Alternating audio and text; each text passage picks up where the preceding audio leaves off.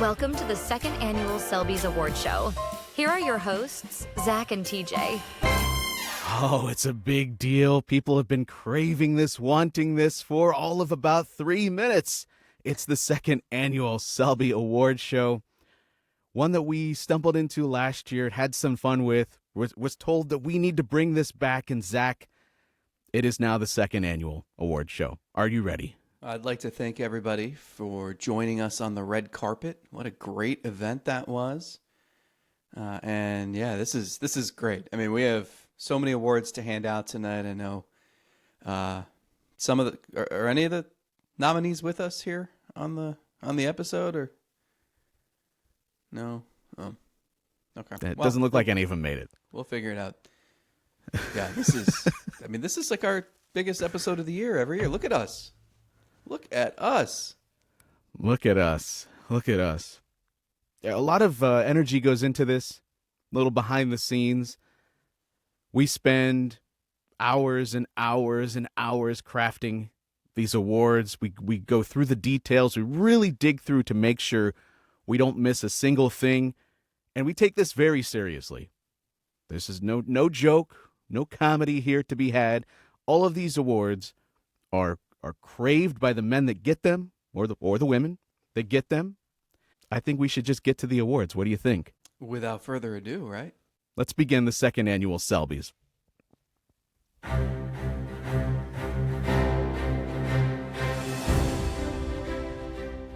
Zack, it was like this man would enter the game, and like a heat-seeking missile, the final out of the game would find this man. You know, they often say the moment will find you, but it was always the final out. He would come in for defensive replacement. He would come in to replace Bo Naylor, who got pinch hit for earlier in the game. But you knew when he stepped foot on the field, the final out. And this man would be in a constant battle. And the award for the final out magnet this year goes to Austin Hedges. Wow. This is Austin Hedges' first career Selby Award. He wasn't with the team last year. That's true. How does one man have the uncanny ability to become the final out in almost every game that he gets into? And you knew it was going to happen in the playoffs, the way they were orchestrating their pinch hitting and their lineup, and I think that's why he was starting those last couple of games against the Yankees, just so that there was no chance of that. If we put him in the starting lineup, there's no way he's still in the game in the ninth inning, right? That's the hope. We were trying to find ways where we could have an escape strategy anytime he was in the game. We often said that you want to make sure you have an escape plan when Austin Hedges was in there. I asked if you think he could be back, because could he possibly win this award 2 years in a row? Yeah. Miles Straw was the original winner, right? If there even was one. No, that was last year. Yeah, we keep track of these awards. These go down on our Wikipedia page. Yeah, it could be Austin Hedges getting it a second year. How does that happen? The guy you least want at the plate is somehow always finding his way to the final out. There has to be some math here that's not mathing in my head, how that always works. Austin could not be here with us tonight, but we have a video tribute from Michael Martinez. You want to play that? I think we're out of time. Okay. That's cut for time. Let's move forward.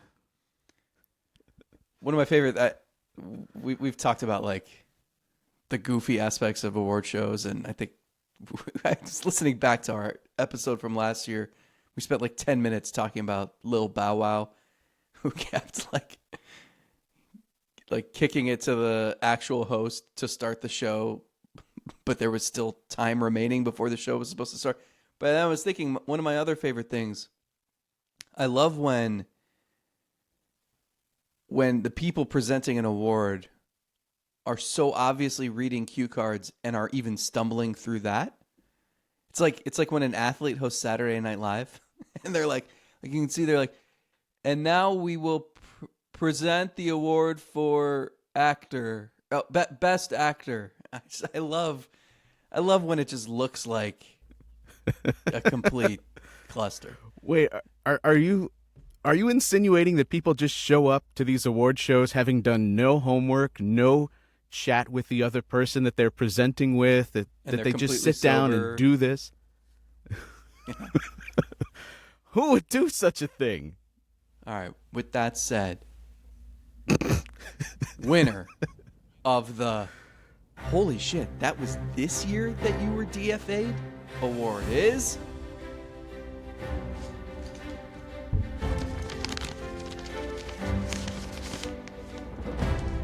Ramon Laureano for his roles in I Played with the Manager and Thank You for the $5 Million. That award was won last year by Zack. Other nominees this year included Estevan Florial, Spencer Howard, and Darren McCacken? Still don't know. Can we say that on network TV? You know, you can do this any year when you go through the baseball reference page for an individual season and find a few men. We have a whole segment named after things like this. But seeing him then late in the year, finding other teams that he was playing for, finishing with the Atlanta Braves, being part of some weird plays with the Braves. He played pretty well. And playing pretty well. I mean, he ended up finishing the year close to what I would have thought his numbers would have looked like this year, if we just look overall. But as we said at the time, there were internal options with Cleveland that made so much more sense to get a look at. And I don't think, well, I don't want to spoil any awards that are going to be coming up in the near future, but I don't think Ramon Laureano is going to be having any huge playoff moments similar to the man that ended up taking his roster spot in the long run.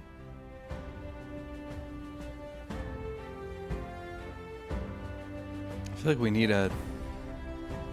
some host to like tell some jokes in between each award. It's certainly not going to be us. Only my kids when they don't intend to be. But the minute that your kid realizes they said something funny unintentionally, they drive that home because they think it's going to be more funny the more they say it. But it really is not. I can assure you. Coming from someone that speaks into a microphone for hours, the more you say it, the less funny it gets. Our next award.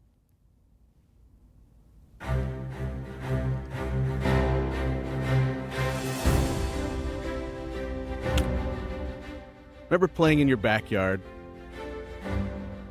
Sure. You'd all sit around telling stories about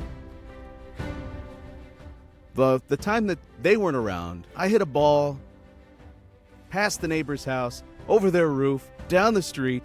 You should have been here. No one was around to see it. It's kind of similar to the you don't know them, they go to a different school sort of thought. But you'd always embellish. You always tell everyone, this accomplishment that I had was phenomenal. People were offering me babies to kiss afterwards. It was that amazing. And I think this man can be able to tell a story to generations that weren't there, present for the moment that he hit two balls unbelievably hard. And it resulted in 4 RBI in these 2 hits. And the winner of the You Should Have Seen How Hard I Hit Those Balls award goes to Lane Thomas and his 2 RBI groundouts. Both of them. In Chicago, right? Against the White Sox? Because what other team would that come against? Look at that box score, man. 2 hits there, multiple RBI on both of them. Must have been scalded.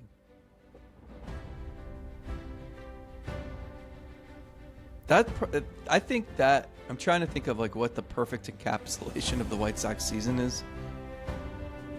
That's probably up there. I don't know if it would win the Selby or whatever the White Sox version of a Selby is. The Karkovices. I don't know.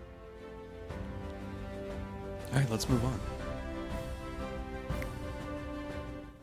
Yeah, which was more impressive? Which 4 RBIs were more impressive for Lane Thomas? His grand slam off Tarek Skubal, or his 2 infield whatever the hell's against the White Sox? Yeah. 2 plays that resulted in the same amount of RBI. Grand slam, 2 RBI infield singles. It really encapsulated the way this team wants to play. And it was a little bit of, I know he had been here for a while, but for Lane Thomas, it was like an introduction to, this is how we score runs sometimes. It's like regular season guards ball, postseason guards ball. We saw the transformation. He picked up on it quickly.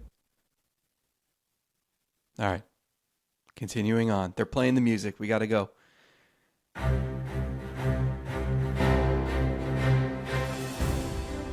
Speaking of postseason guards ball. I know Stephen Vogt, the night it happened, watched the replay 50 times. You could watch it with Brian Anderson's call on TBS. You could watch it with Tom Hamilton's call. You could watch it with Rafa Hernandez Brito's call. A call that you could probably play at your family Christmas dinner this winter as he sang Feliz Navidad when this man unleashed an incredible home run. A home run that makes people think they're cool by saying, "Oh, inject this into my veins." Well, the winner of the Inject Your Home Run Swings Into My Veins Award is... Let's open the envelope here. Jhonkensy Noel. And it wasn't just that one. Wow. Shock. This is his first career Selby, but might not be his last tonight. He is nominated. He is nominated for an additional award. How about his first career home run and his first career at bat in Baltimore, where he just tomahawks a high fastball over the center field fence? I mean, what a swing. I mean, how often does a man connect on a home run and it single-handedly convinces somebody to sign with you? How often does that happen in Major League history? That's true. How massive of a swing was that, not for just for Noel, but for where this team got to? Does this team get to the ALCS without Matthew Boyd? So you think that swing catapulted them? Even though they're already like 50 and 26, that swing is the turning point? That it wasn't the turning point, it was the launching them forward even further. Just like a Noel bomb launched into the night. Can't be stopped. No sense in even seeing where that ball landed because you can't even see that far. He was so good at launching majestic drives that even his flyouts to left field that got me leaping off my seat were looked at like they were going to Venus. You were ready for it when this man swung. And I don't know what his future holds. You don't know. The team doesn't know. He doesn't know. No one really does, because he's got a skill set that's volatile, as we may find out in an additional award here. But it's fun. I can tell you it's fun. Any other nominees you would have put in this category? For home run, inject the home run into my swing? The home run into my veins? Into my veins. The swing into my veins? I had 2 other nominees. I want to hear what you think. Earlier in the year, it felt like Josh Naylor would have been there. A couple of his one. bombs were definitely majestic. I mean, moments or just swings overall, like guys that take vicious cuts. So with those 2 guys, it's just everything is a no-doubter. Those guys aren't sprinting around first to make sure that they get a double in case it hits off the wall. Those guys know the instant they make contact. The other nominee I had, and this is a stretch, but this is the antithesis to the other 2 guys. I nominated Stephen Kwan just because we were so accustomed to him just being a singles hitter for 2 years that when he does hit a home run, it's like, whoa. And it's always him turning on an inside fastball, as he attributes it to his shorter limbs. But I think that's just, it started happening so much more frequently that it became kind of cool to watch. And as we've discussed, this guy might have hit 20 plus home runs if he didn't spend 40 games on the sideline. So, like, I don't think Kwan stood a chance of winning this category, but I think he deserved mention. The T-Rex arms, what helps drive the ball over the right field fence. Yeah. At what point, if he continues being a guy like this that isn't Could a he break prolific Bond's home run record? hitter, not a prolific home run hitter, but doing this for the next several years, at what point do we stop the "oh, whoa, hey" reaction to every time he hits a home run? Like, Kwan did it again. Does that ever stop? You're not expecting it. I don't know. It's like, wait, that's not a low, soft liner to left center. What happened there? I don't know. At some point, you have to get used to it, though. Yeah, I think maybe if he stays healthy for a full season, decides that is the type of hitter he wants to be, and he hits like 24 home runs, I guess we have no choice but to get used to it. Yeah. I think I asked a similar question about the man who is nominated for this next category.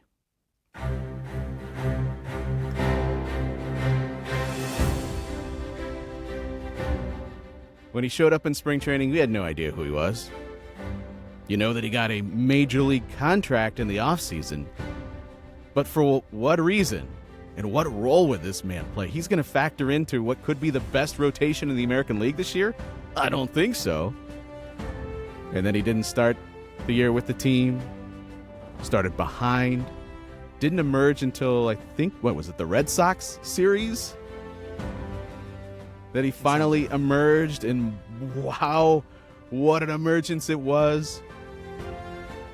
And despite the fact that we weren't very familiar with him, boy, did this man play a key role. And the winner of the Who the Hell Are You and Thank God You're Here award goes to Ben Lively. Such an interesting path he's taken. Not just this year, but I mean, to the path he's taken to get to the Selbys. When you think about, first of all, Cleveland drafted him like a decade ago, and then he bounces from the Reds to the Phillies to the Royals to the Diamondbacks.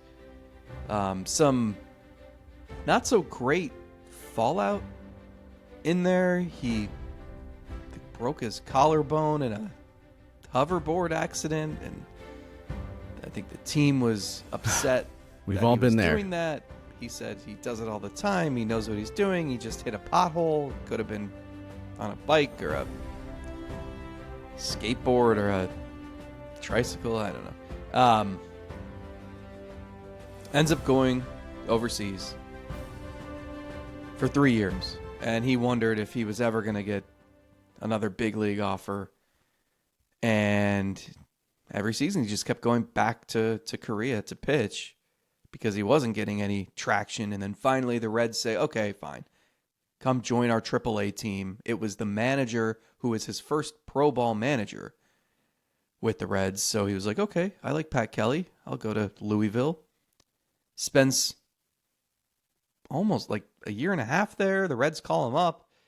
Doesn't have a very good 2023 with the Reds, 5.38 ERA. But the Guardians saw something, and they needed depth.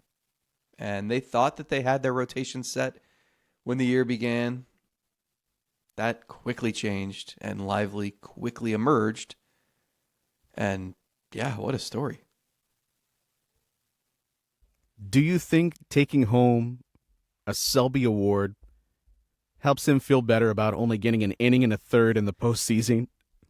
Knowing this team needed starting pitching, it does feel a little bit odd now after the fact to know that this team was so desperate for starting pitching and they were piecing it together with even the men that were on the postseason roster.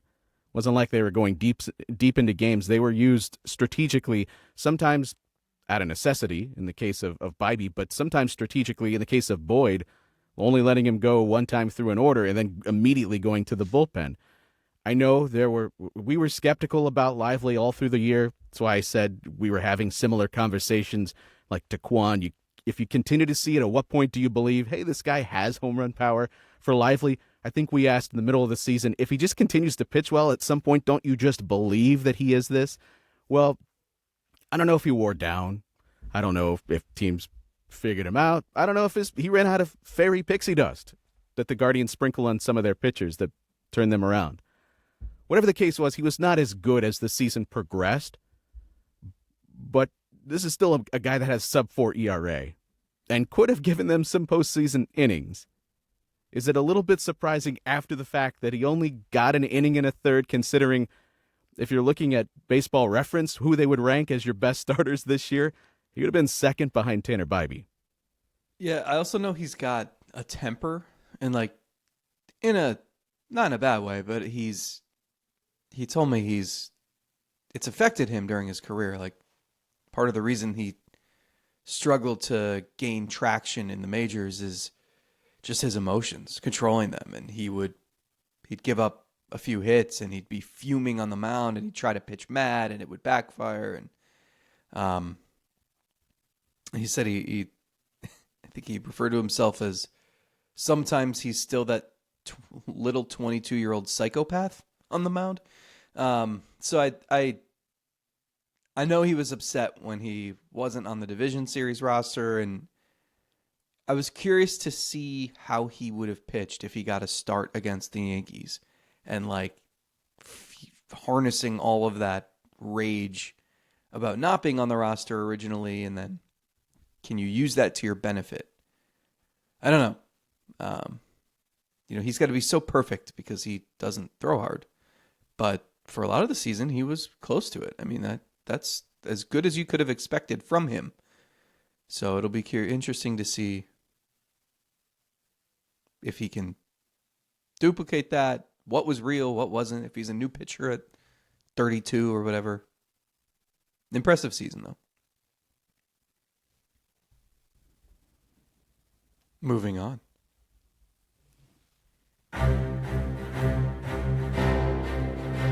We've seen...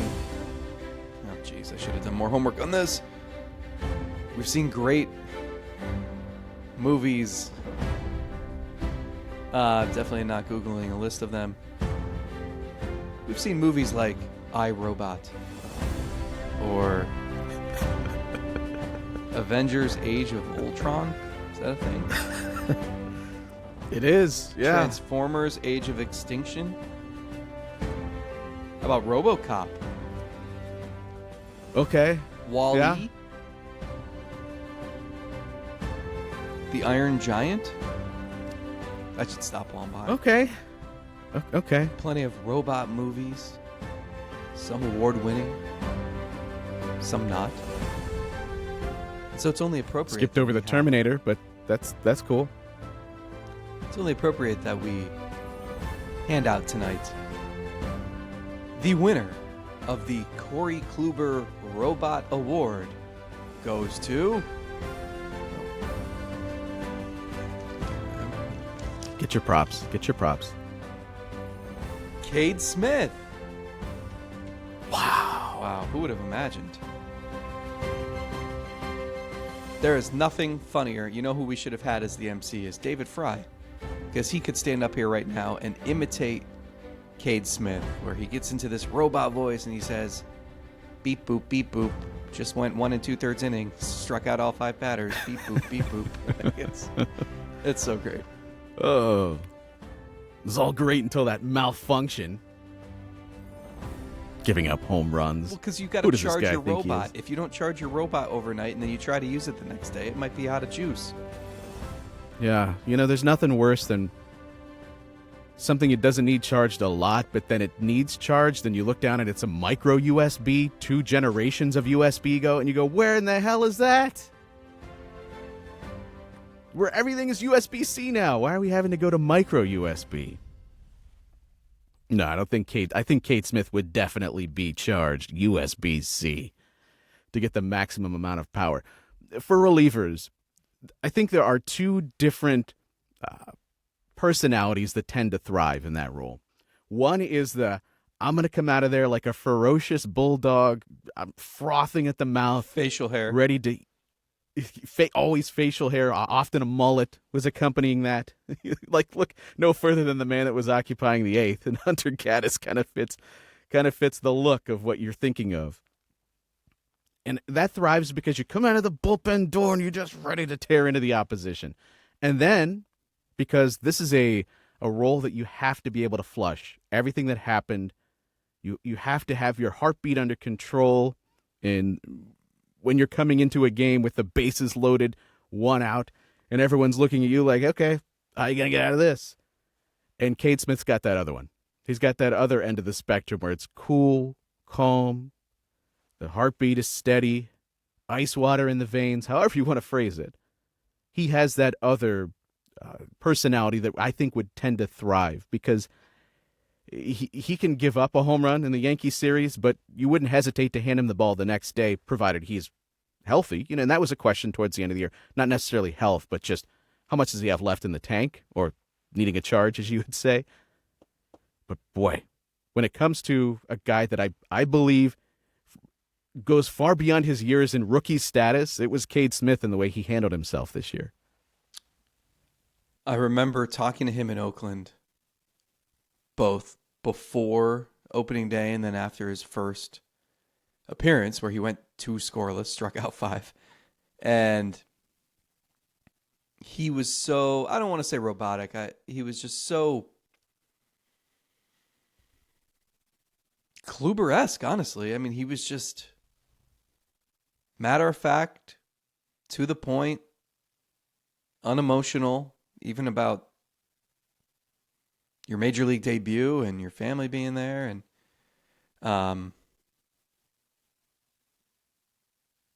it's like David Fry put it the best. This is the best example I can give is, you know, Cade Smith so often would clean up 1 inning and then go pitch the next, right? So you always see pitchers in between innings, they're putting on that like jacket that keeps them warm, I guess. And when he goes back out to the mound for his second inning, he's not just like ripping off the jacket, throwing it on the bench and going back out there. He's taking it off, he's placing it on the bench, and he's folding it perfectly and leaving it in the right spot. And Fry's like, only a robot does this. So, look, jokes aside, like, he's a great dude, super smart. You know, he was going to do something in the medical field if it wasn't for baseball, which I do think he made, well, I'd say he made the right choice, but I don't know, maybe he would have cured cancer or something. So I guess we'll never really know. There's always time after the career is over, you know. But I do think that persona helped him so much because it's incredible when you're a rookie and you're a pitcher where you make 1 bad pitch, that could cost you 3 runs, and that screws up your ERA for a month. And it's also, you get such limited windows to make up for something like that. You know, how many scoreless outings does it require before you've forgotten about that 3-run homer you gave up a couple weeks ago? So just his mindset was incredible to remain that diligent, that focused for as long as he did. His first time doing this was unbelievable. And I can't imagine. What a resolution, too, by the way. To end your rookie season with a Selby Award? That's what you grow up in your backyard thinking about. I hope I get into a bases-loaded situation where I strike everybody out, and at the end of that, they recognize me enough to give me a Selby Award. Every little kid in Canada has that dream.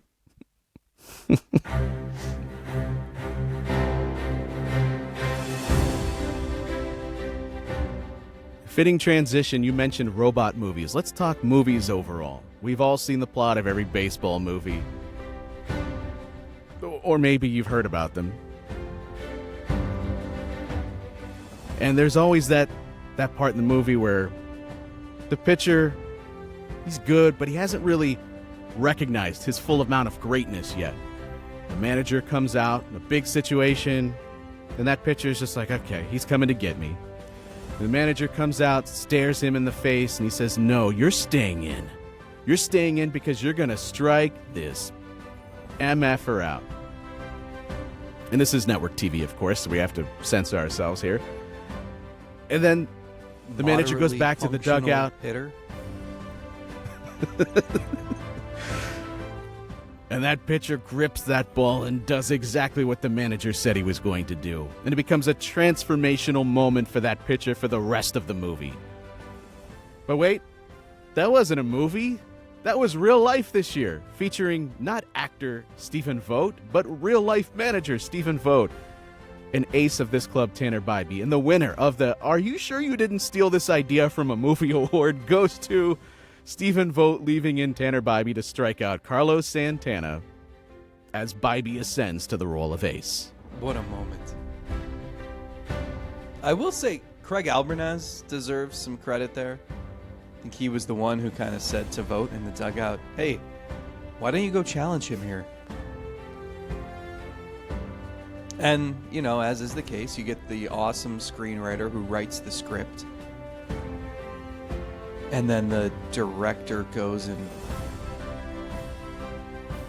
Directs the actor into making magic. Everybody plays a role. I feel like, if you want me to, I can pull some clips from our latest shows to Craig's agent, just as you're trying to sell him as being the manager of whatever team. It just feels like every show you're trying to make it happen. You're trying to manifest that energy. I would never. That's not me. Me getting Craig Albertaz the Marlins job is not. I wouldn't consider that a gift. That's that might be like a prison sentence. No,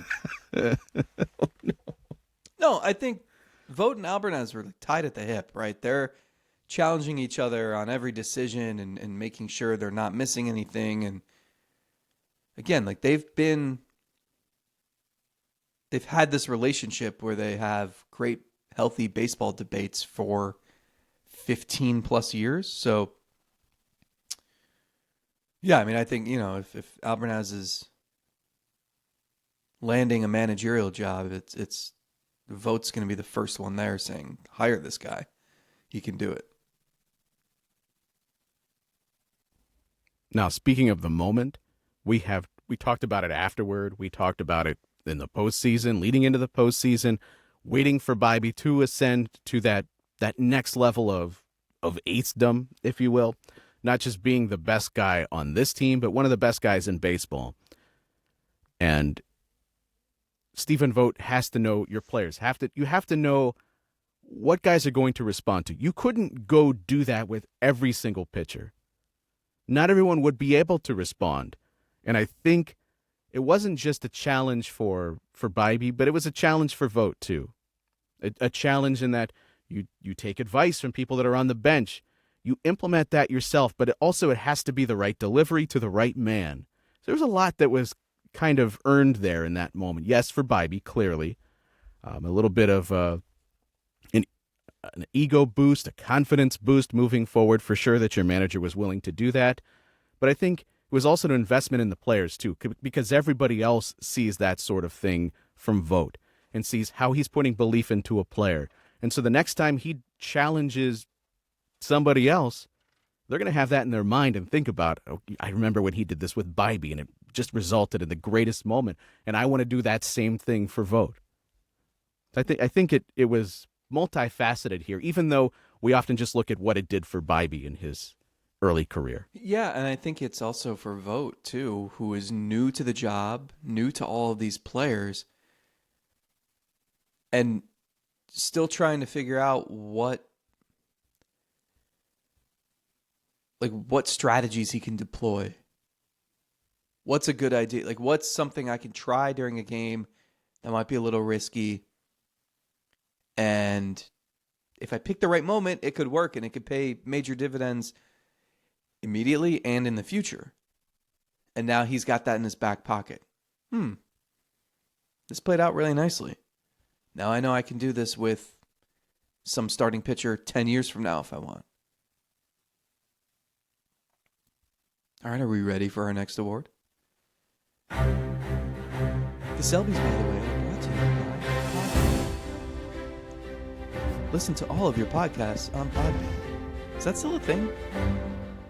It is, yeah. Okay. It definitely is. Also, you can find us Spotify, Apple Podcasts, also YouTube. Thank you for being here. If you're part of the YouTube experience, you're getting the best experience here on the Selbys. Thank you for being here. Click like, subscribe, all those things down there. And of course, patreon.com/SelbyIsGodcast is where you can find all the additional episodes. We do at least one more per week, sometimes more now that we've expanded the way we're doing shows over there. So you might even get episodes more quickly at Patreon. So patreon.com/SelbyIsGodcast. Is that where the after party is? You know it. All right, our next award. You ever driven from Cleveland to Columbus? Yes. Or vice versa? Not much Indeed. going on that drive. A lot of farmland. Dairy farm or two. Pretty straight, flat. A few pretty good places to pull off and get a cheeseburger, though, I will say. All right. As someone who probably has made that drive hundreds of times, and I remember one point in my life doing it like 3 times a week. Ugh. It's like I've done that drive at 3 a.m., 3 p.m. It's not fun. It's just boring.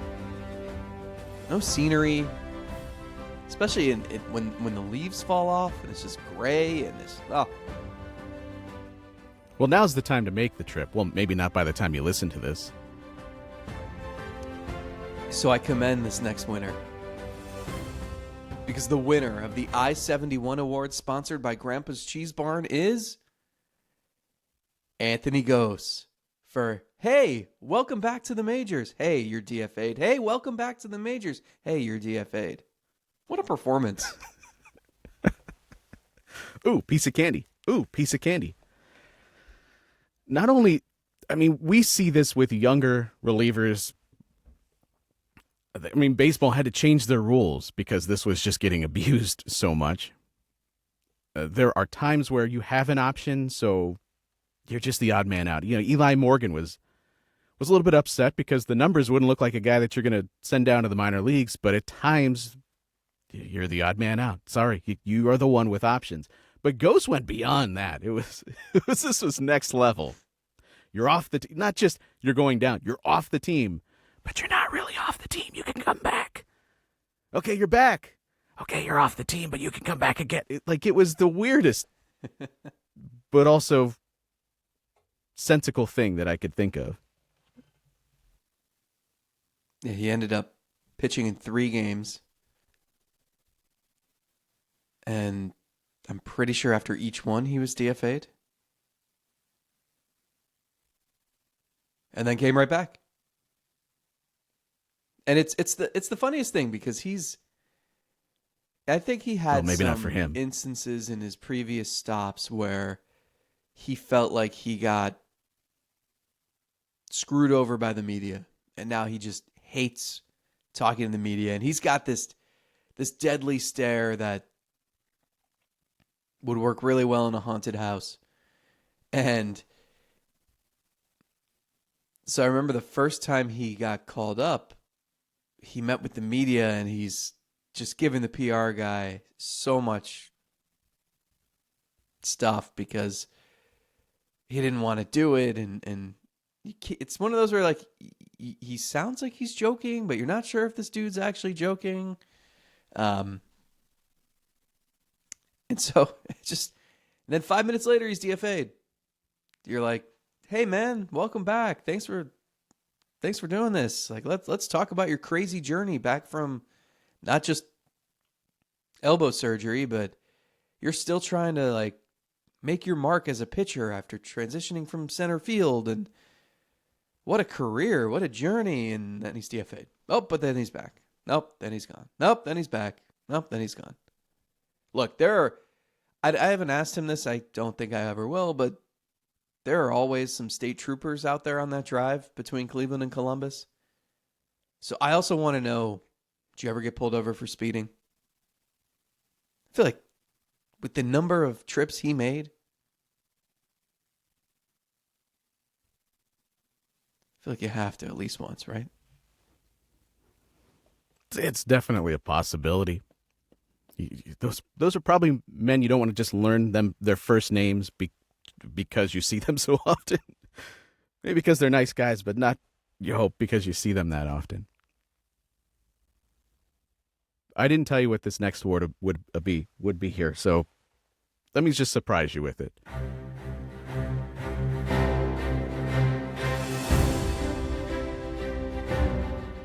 There were times this postseason, because of streaming, that I knew what was going to happen before I saw it on my TV.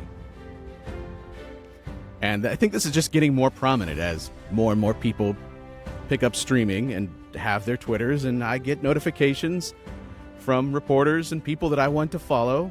Oh, no. One of them would be on this show right now. Oh, no. And that means at times, great moments, you don't react to them in the moment, you react to the message you got from a friend. And the award for the... How many days until Christmas? 69? You ruined a great moment. Award goes to Zack Meisel.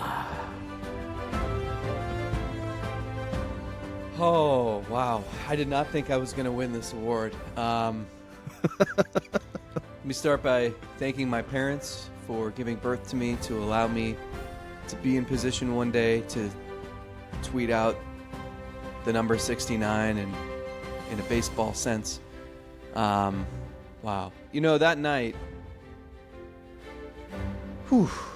there was a lot going on in my head, and you know, the playoffs are crazy, and you're writing one thing, and then something happens, and the next minute you have to completely shift gears, and felt like such a big moment. I needed to tweet something, and look, you'd have no idea what the delay is on streaming, and I had to look up how many days there were until Christmas. It was a happy accident that the number was 69, so it made for a good tweet. But that also shows you that there was some time there between me seeing the ball sail into the bleachers and then thinking, I should tweet something. I wonder how many days until Christmas. And then I search, and then I find the number, and then I tweet. I mean, like, how long is this delay here? Anyway, Yeah, I'd also I know. like to thank my wife, my family, John Kensey Noel, Luke Weaver. Nope, they're telling me I need to wrap this up. See me at the after party. For a man that was going to ruin the moment, you didn't see this coming, so I'm glad that I blindsided you there.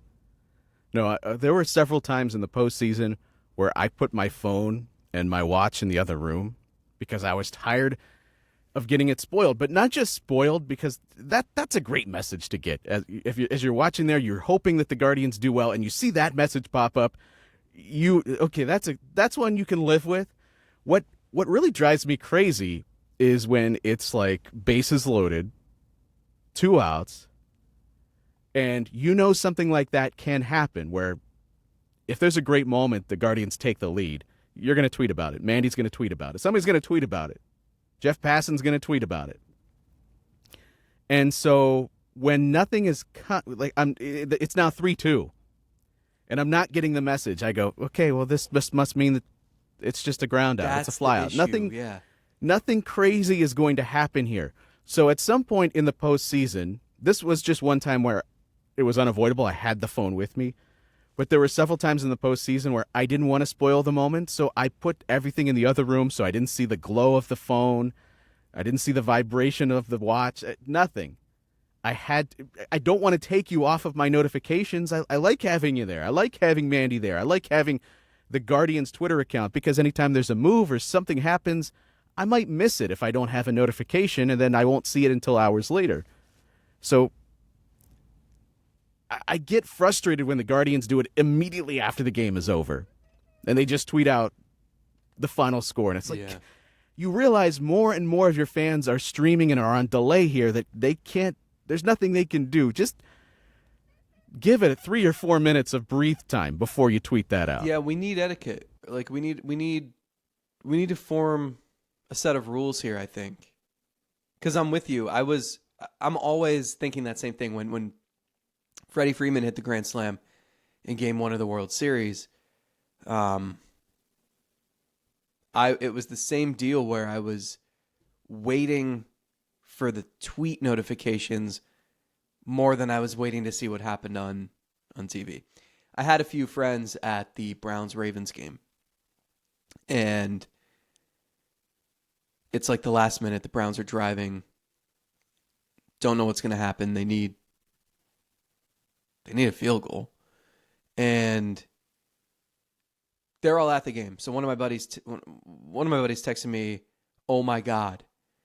And as he texts that, the Ravens defensive back Kyle Hamilton drops an interception that Jameis Winston threw into his lap, and I'm like, I'm on delay. Like that was, if he was texting "Oh my God" about that, like I feel like that happened a little too quick.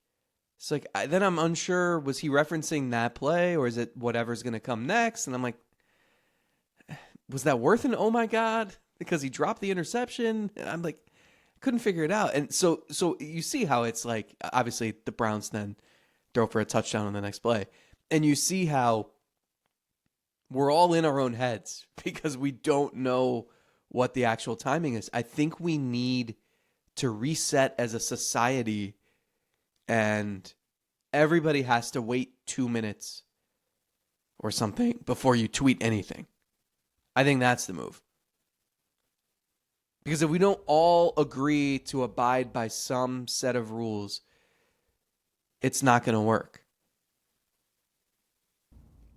Need like streaming mode, where if you enter streaming mode, because there are times where you definitely want the tweet out immediately. Some breaking news. But there needs to be like, everyone is watching this thing, and I don't want to ruin it, so this will delay I'll send it out, but it won't send it out for 2 more minutes. Yeah. There's something. I know that's going way too far into a problem that's not really a problem. This is not a problem in the world. It's not a problem in the world. It's a problem for me, but it's not a problem in the world. I know we do this at draft time every year where the reporters are like, well, I'm just going to tweet it out. I don't care. I'm a newsbreaker. And they're like 6 picks ahead of the television. And it's like, okay. And I know I could just turn off the notifications. I know I could leave my phone in the other room. But if I'm someone that wants to tweet along to the action, yes. Like I couldn't be part of our Discord because I had to leave the phone in the other room. And I was frustrated because I wanted to be able to see the reaction and join in the fun when a moment like that happens. And maybe I should have been more clear to begin with. This was after John Kensey Noel's home run to tie the game. Zack tweets something, and I see that before I actually see the action on the field. But it makes for, I don't know if it ruins the experience, but it makes for a totally unique experience compared to what you normally do when you're sitting there watching a game. Well, I'm grateful for the award. I thought I put enough time between my tweet and the delay, but I don't know. What provider, what do you have? Like, what TV service do you have? Are you using like AOL TV? What are you doing? I'm not going to tell you because they don't sponsor this podcast, and I don't feel good enough about their service to make it happen. Okay. So I'm not going to throw them under the bus, but I'm not going to go out of my way to tell you anything positive about them, because if you've watched any of our live streams during the postseason, when I look like a garbled mess, that's not that's our internet, and it's also our TV provider. All right, TJ, whatever. I think this is a good time for a new tradition. Let's induct the newest members of the 0.00 ERA Club. Oh, you thought Emmanuel Clase had a great regular season with his 0.61 ERA? I'm sorry. These 5 guys didn't allow any earned runs. Should we name it the Tyler Olson Award? Ooh. Yeah, he had like 20 appearances that year? These guys didn't all do it that impressively, but we have 5 members of the inaugural class. Can you guess any of them?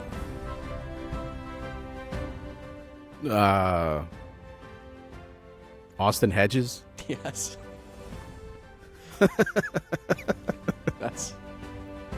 That is one. This is Austin. That's Does all this I count got. as, do you get a Selby Award for this if you're inducted? No, I think this is just a... This is separate. No, I don't think this is an actual award. Okay. Yeah, this is a separate thing. Yeah, Hedges with 2 scoreless innings. I don't... Who else pitched on the position player side? I That's don't it. even know. Okay. 4 actual human pitchers. How about the 2 rookies? Eric Sabrowski and Andrew Walters. Mm-hmm. Mm-hmm. What a job they did during the regular season. They combined for 21 1/3 scoreless innings. They only gave up 7 hits. Pretty good. I think it'll be much more difficult for them to join this club next year because they will pitch a lot more in the big leagues. How about Shane Bieber? I wouldn't rule anything out. Remember Shane Wouldn't rule Bieber? anything out. Oh, okay. I have some memories of him. Yeah, 12 scoreless before, well, and during his elbow shredding. Ouch. Yeah, it's crazy to think that was this season. Remember him getting all emotional, talking about how much it stunk, the timing of everything in his career, and that was this year. And then one more. This is going to be such a good random player of the podcast in a few years. How about Wes Parsons? Wow. Yeah, never would have got that. 1,000 guesses. What were your 5 favorite Wes Parsons moments? Well, there was the one time when he did that thing, and then there's the other time when he did the other thing. I would put them somewhere in the top 2 for sure. 2 appearances, 4 innings, no runs. He would have gotten a ring. Why didn't they pitch him more? He should have pitched in the postseason. Anyway, congratulations to the 5 members of the 0.00 ERA Club. All right, next award. Winner of the Sup Bro, just chillin', Best Mustache Award. This is an award you can take to the beach with your surfboard. And it is Kyle Manzardo, who Stephen Vogt said, I asked him if he's always got that low-key, chill demeanor. I think Stephen Vogt said, that's just Idaho, or whatever that means. Manzardo rocked that stash all year. I don't know if there's like even keel Cade Smith style, and then there's even keel Kyle Manzardo style, where it's just like, can't be bothered. Up to the minute he gets into the batter's box, though. because then he becomes an anxiety-fueled mess. It's really interesting. Just in demeanor. Everything's moving. It's like he's saving all of his energy, all of it, for the batter's box. Maybe it's a strategic thing because he's so even-keeled. He needs to get his energy up for the at-bat, so it's just, I need to get everything moving. Foot moving, fingers twitching. Every part of my body needs to be in action and in motion so that I can then come through and hit a bomb. One of the players I'm most looking forward to watching in 2025.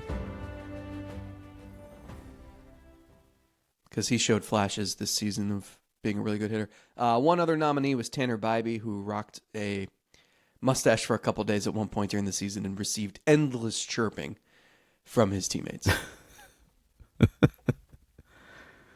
Right, because you don't grow the mustache on purpose. You do it for the memes, for the lols, for the laughs. Our final, Selby. Let's get to it.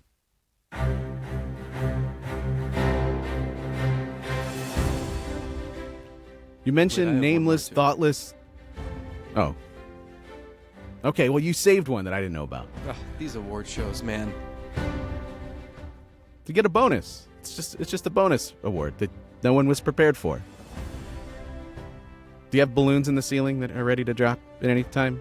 Hit the golden buzzer, or sorry, wrong show.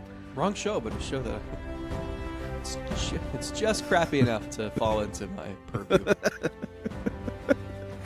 Relievers that you didn't think about and just slip away from memory. But this man lived on for a reason that had nothing to do with his performance. It was because he funded an element of this team that became part of a post-game ritual. That title belt that got passed around in the locker room. Where did that come from? Came from a man that played a big role in the first week of the season and then disappeared with his, what do you have, 8.36 ERA in 13 appearances. That's difficult to do. But as FIP would tell you, he was better. He had a 5.02 FIP. So it wasn't really indicative of the type of performance that he had. But the winner of the, hey guys, can you Venmo me for that title belt? That goes to Tyler Beatty. $550 for that thing, by the way. That's like what they paid him to be here for the first month. He's a really good dude. So I don't think he would feel this way, but I do wonder when that title belt is getting all this attention, even nationally. I know there was Sports Illustrated wrote about it after one of the ALCS games. Is there a little bit of ill will, just thinking like, hey, I thought I was going to be here longer. That's why I bought the belt. I just want some credit. Yeah. I think you just want some credit, that's all. Mm-hmm. Not necessarily that you want paid for it or that you had to be here for it. Like, keep it, sure, but can you occasionally mention my name? It was interesting. I did buy it after all. He was very excited. You know, he spent a year pitching overseas, thought he learned some things, had this new splitter, and he was feeling really good about things in spring training, and then he makes the roster, well deserved, and then he's pitching in the 8th inning in Seattle, and he's, Vogt's talking about wanting to use all his relievers in all these different situations, and it's like, this guy could have some staying power. And then he's gone. And was never able to find it in AAA. I know he dealt with some injuries and stuff too, so disappointing. Speaking of March 30th, 2 innings, 3 strikeouts. Yeah. Then in Seattle, 2 games in Seattle, an inning, 2 strikeouts, 1 strikeout. Then an inning against Minnesota, 1 strikeout, still no runs. An inning against the White Sox, no runs, still on the board, 2 strikeouts in that inning. Is this their 7th and 8th inning guy? He was occupying some of those innings, and then 2 runs, 1 run, 3 runs, and then he had 2 scoreless innings, and then 1 run, no runs, and then the big one, when he came out with a 4.56 ERA through the month of April. May 2nd, he appears and he wears it. He gives up 5 runs in a third of an inning, and then that was it. But it is, the season is so lengthy that he played an important role in the first week of the season, week plus of the season. It kind of does. I mean, that's why, helps set the tone. That's why World Series teams give rings to everybody and playoff shares to everybody. Because without someone picking up the bullpen for 5 innings on May 11th, you don't know what residual effects that would have had in the days after, and it could change things. And mentioning Tyler Beatty is probably a good time for this.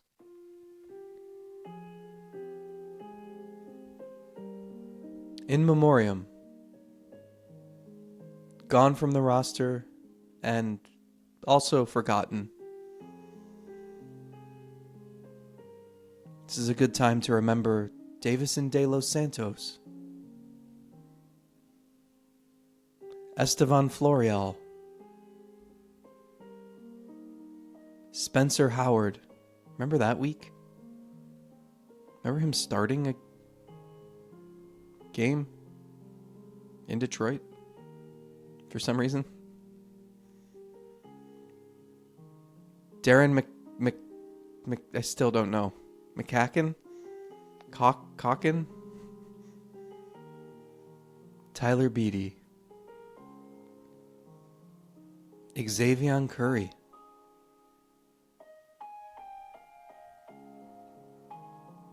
Wes Parsons.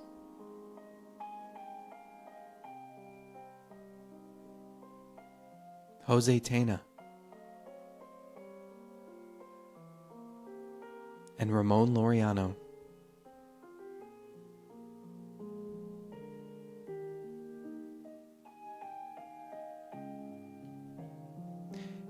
You may be gone, but on this podcast, with these two weirdos who are obsessed with random players, you will never, ever be completely forgotten. And that segment brought to you by... And now it's time for the random Cleveland used to play here guy of the day. And this concludes the second annual Oh, I have one Selby more award. Show. Wait, you have another one? Yes, you hinted How at many it more do earlier. you have? Who is directing the show? It's the Didn't You Used to Be Oscar Gonzalez Award. We handed it out last year to Oscar Gonzalez. And this year, for his role in, well, I'm different than Oscar Gonzalez, but I might be Framil Reyes. It's Jhonkensy Noel. This is his second Selby Award of the night and second of his career. Get on this stage. Take that second award. Just like the meme of The Rock clapping and shaking his He's head. the star of the Great show. job. Remember when Taylor Swift won, was it a bunch of Grammys, and then also during that show, she announced a new album coming? This is like that. Jhonkensy Noel is the Taylor Swift of the Selby bigger. Awards. But bigger. Yeah. Yeah. Yes, he's the size of a defensive end. Legitimately, yeah. He is the Taylor Swift for Guardians fans. I mean, you thought his dad was excited seeing his playoff home run in person? Wait till he hears this episode.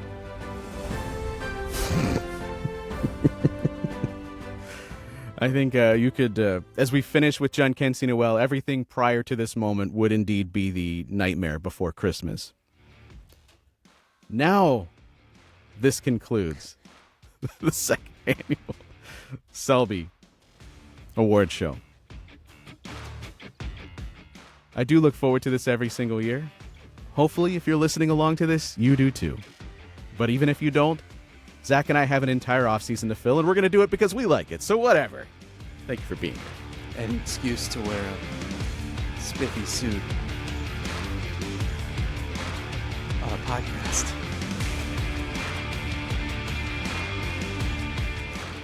Oh boy. I had some fun. Hope you did too.